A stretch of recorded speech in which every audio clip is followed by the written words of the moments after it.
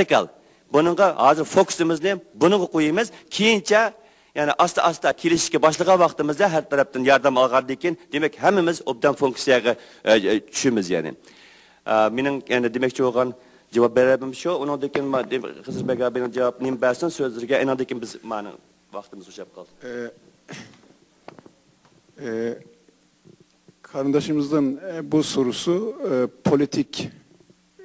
politik bir soru. Şundak deydi. Eğer Şarkı Türkistan azat olur ise ile otonom ovlusu Şarkı Türkistan'a katılmayı mı ya ki Kazaklar olarak Şarkı Türkistan'dan ayrı bir otonomiya mı kurmak istiyorsunuz gibi bir soru sordu. Bu zaten öteden beri Xitayların, komünistlerin bize enjekte ettiği politik bir soru.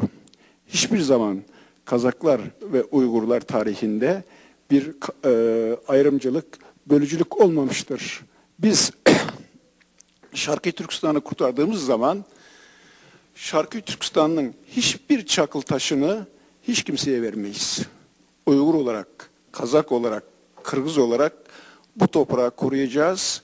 Bu toprakta mutlu, müreffeh bir Şarkı Türkistan kuracağız. Şarkı Türkistan'ın müstakil olması, Şarkı Türkistan'ın birlik içinde olması Asya'da ve dünyada barışın, huzurun teminatıdır. Bugün sizin şu sorduğunuz soruyu Çinliler de söylüyor ve yazıyorlar. Hatta diyorlar bu bölgeyi ikiye bölelim, Çungarya'yı Kazaklara verelim, Kaşgarya'yı Uygurlara verelim diyor.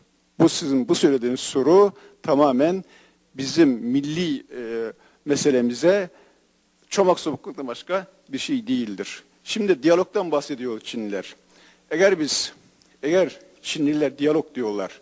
Diyalogsa işte diyalog burada. Biraz evvel ben şunu gördüm. Şu mikrofonda 45 yıllık esir milletler konuştu. Bugün biz de konuşuyoruz. One minute. Thank you. We got another function.